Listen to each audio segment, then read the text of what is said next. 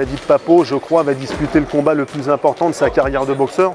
Ça fait, je crois, 18 mois qu'il n'a pas boxé sur le territoire français. Son dernier combat s'est déroulé aux États-Unis, à New York, où il avait fait match nul contre un boxeur américain, McGregor. Il a à cœur de réaliser une grosse performance. Face à lui, il va avoir affaire à un sacré client, un champion russe qui s'appelle Tamrazian, qui a été champion de Russie, qui est détenteur d'un titre international WBC, qui a été donc champion de Russie dans la catégorie des welter, vice-champion de Russie en super welter. C'est, on va dire, peut-être le plus gros combat, le meilleur adversaire qui m'attend. Après, est-ce que ce sera le plus gros combat que j'ai effectué? On ne sait pas, c'est jamais prévu à l'avance. Le combat peut être très dur comme peut être très facile.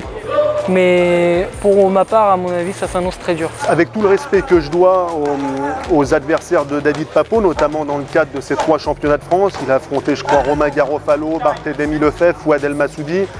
Ce russe, Tamrazian, je crois, est 2 crans supérieur minimum à tous ces garçons-là. Étant donné que j'ai été inactif pendant 1 an, j'ai perdu énormément de points.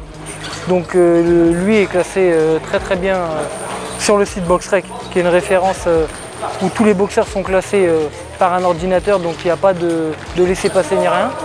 Et c'est pour ça que pour grimper, pour aller au plus haut niveau, il faut battre des gens devant soi. Mais David est un garçon qui a 28 ans, qui n'a plus de temps à perdre, il a maturité dans sa boxe, il a fait une grosse préparation et il ne veut pas se mentir à lui-même, il ne veut pas mentir à son public non plus. Il est suivi par un public qui connaît très bien la boxe et il voulait un combat référence. Et l'objectif, c'est pas seulement qu'il gagne, c'est qu'il réalise la plus grande performance de sa carrière.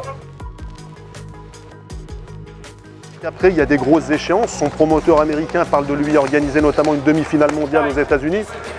Et comme David le dit lui-même, s'il n'est pas à la hauteur face à ce Russe, il faudra se poser les bonnes questions. Mais j'ai pas de doute là-dessus.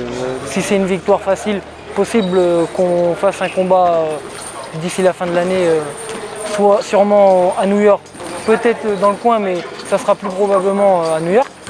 Si le combat s'annonce très dur, peut-être qu'on va repousser ça pour début de 2020.